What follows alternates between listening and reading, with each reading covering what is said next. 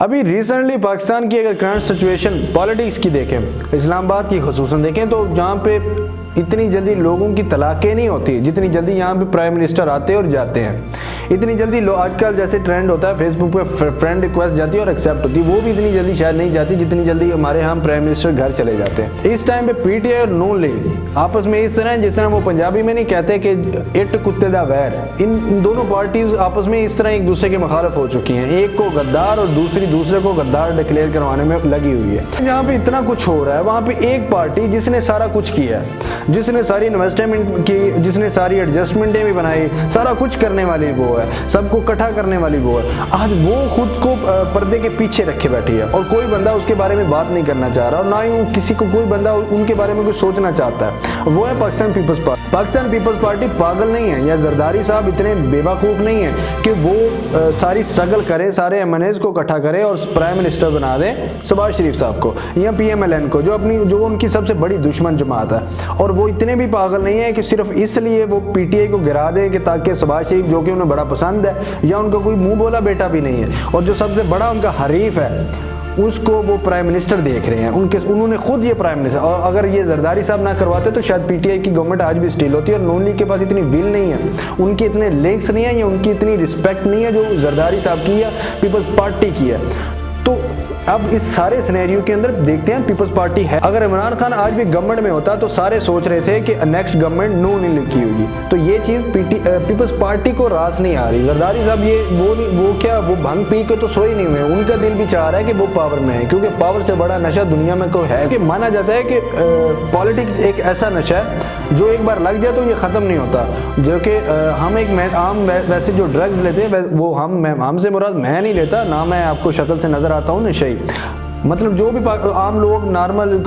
Society में कुछ ऐसे होते हैं जो ड्रग्स लेते हैं, वो जो ड्रग्स लेते हैं उनका भी मेडिकेटेड सोल्यूशन होता है। लेकिन पॉलिटिक्स एक ऐसा नशा होता है जिसका दुनिया में कोई सोल्यूशन नहीं है और ये हमेशा इसका एंड हमेशा कुर्बानी पे होता है। कुर्बानी से मुराद शहादत पे होता है, जैसे जुल्फ़िकार अली भुट्टो ने दी, जैसे बेनज़ीर भुट्टो ने दी और दूसरे इस तरह के बहुत सारे लीडर्स हैं जो कुर्बानी देते हैं। कुर्बानी सिर्फ शहादत की नहीं होती, कुर्बानी जबरी वापसी भी होती है, मुल्क के लिए कुछ देने के लिए होती है, अपना सब कुछ लुटाने के लिए भी होती है, या फिर अपनी वो पॉलिटिक्स जो अरूज टाइम पे होता है वो छोड़ के घर जाना भी होता है। जैसे कि ज़फ़रुल्लाह जमाली साहब को कहें या यूसुफ रज़ा गिलानी जो कि इलेक्टेड प्राइम मिनिस्टर थे, जिनको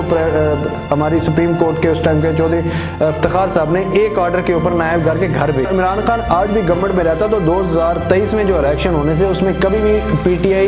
दोबारा पावर में नहीं आ सकती थी। ये बात तो कन्फर्म हो चुकी थी कि नून लीग ही गवर्नमेंट में आएगी। तो यहाँ पे जरदारी साहब जो सिंध में बैठे हुए थे उनको एक ख्वाब आती है या उन्होंने ऐसे ही फजूल में सोचा कि मेरे पास जितना भी पैसा है, जितने भी मेरे दोस्त हैं, फ्रेंड्स हैं, जितने भी मेरे जानने वाले पॉलिटिक्स के हैं, उनके अंदर इकट्ठा करूं और सबको कहूं कि तुम लोगों ने शहबाज शरीफ को वोट देना है। ऐसा तो है नहीं, यकीनन कुछ ना कुछ जरदारी साहब ने अपने लिए सोचा होगा और वो अपने लिए ये सोचा है कि पहले 3 साल पीटीआई ने गवर्नमेंट की और मुल्क को वाकई महंगाई और बहुत से मुआशी मामलात और इकनॉमिकली और गवर्नेंस के हालात इस तरह थे कि लोग पीटीआई से जनरल में तंग आ चुके थे। पिछले 3 साल उनको दिए और आगे वाला रह गया 1.5 साल, और 1.5 साल वो देना चाहते हैं नून लीग को। नून लीग जिसका बड़ा पॉजिटिव इमेज है कि वो परफॉर्म करती है और इनके बारे में मशहूर है कि वो खाता है और लगाता भी है, तो उसको ख़राब करने के लिए पीपल्स पार्टी ने बड़ा खूबसूरत कार्ड खेला और वो है 1.5 साल का टाइम। अब 1.5 साल ऑलरेडी मुल्क इस सिचुएशन पे है जहाँ कर्जे भी अरूज पे चल रहे हैं और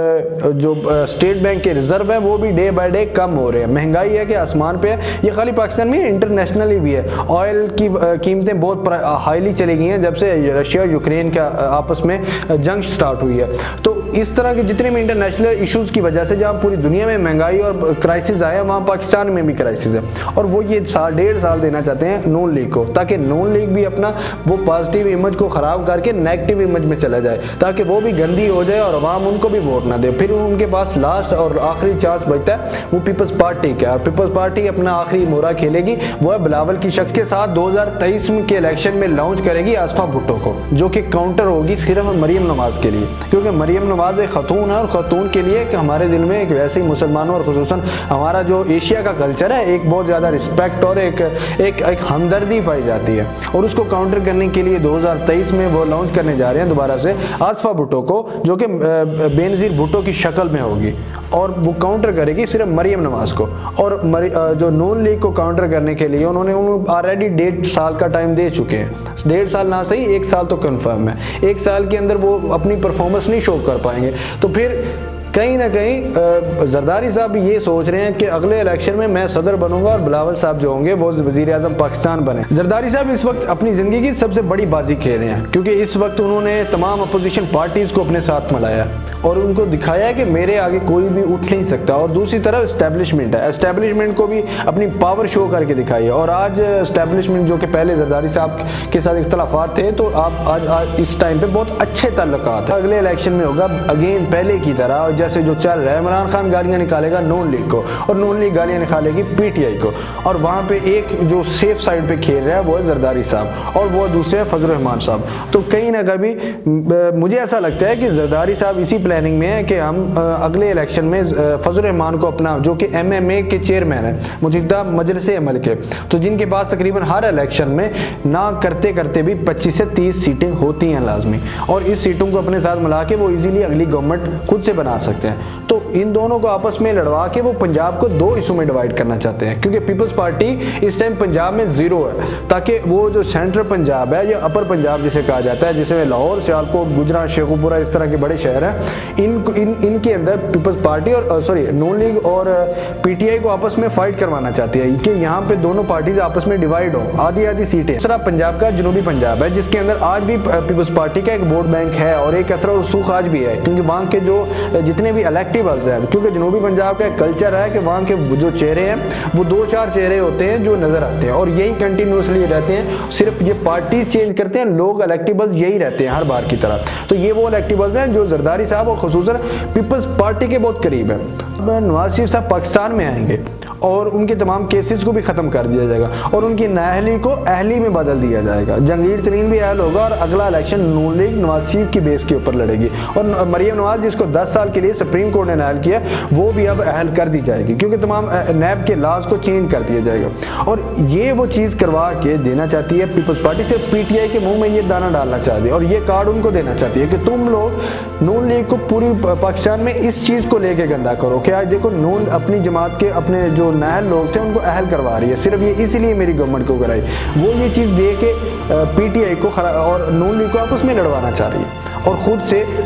جو کہ پہلے زرداری صاحب گیمز اور پالیٹکس کے بادشاہ ہیں، نو ڈاؤٹ اس میں، جیسے کہ ابھی انہوں نے دکھایا، اور وہ اس لیے کر رہے ہیں کہ اگلی گورنمنٹ کو خود لے سکے، اس لیے نہیں کر رہے کہ دوبارہ الیکشن ہو اور دوبارہ پی ٹی آئی آ جائے یا نون لیگ آ جائے، یہ کبھی مت سوچے۔